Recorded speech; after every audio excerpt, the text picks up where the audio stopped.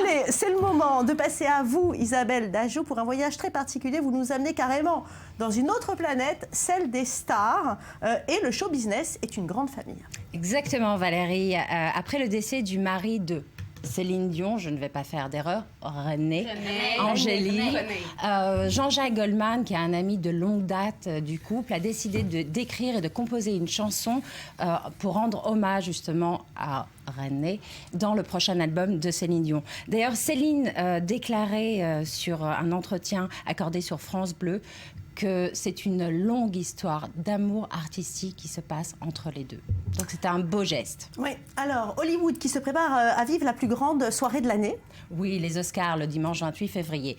Alors est-ce que le 28 février pourrait faire basculer l'histoire tragique de Leonardo DiCaprio? Avec 4 précédentes nominations peu fructueuse, il est nominé pour la 5e fois pour son interprétation dans le film Le Revenant. Il a déjà été primé il y a quelques jours avec les Golden Globes. Lui, quoi qu'il en soit, prétend ne pas être du tout stressé par cette nomination. On lui souhaite en tout cas d'enfin gagner sa petite statuette. Et vous avez trouvé une photo assez insolite de Leonardo. En revanche, cette photo doit le stresser énormément. Regarde. C'est une photo qui fait fureur dans tous les réseaux sociaux. C'est pas lui, c'est pas possible. Non, mais c'est son sosie. Vous pouvez regarder les traits.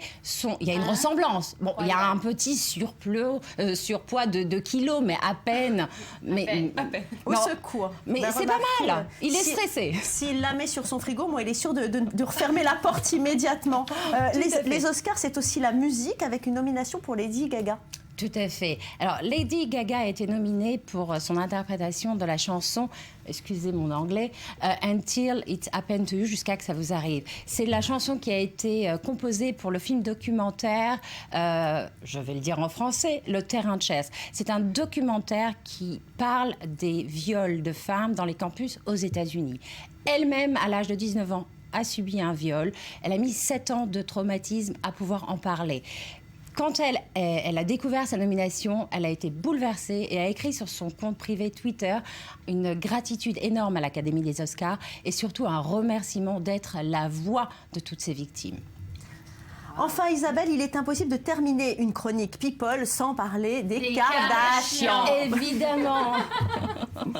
Alors, cette fois, à l'assaut de la planète mode, on va parler de la petite dernière Kendall Jenner, qui elle a été choisie d'être l'égérie pour la marque espagnole Mango pour une collection tribale. Alors, la voici en photo. Bon. C'est tribal. Une famille de stars. Une famille de stars. Merci beaucoup, mesdames. C'est l'heure de notre grand dossier. On se retrouve la semaine prochaine.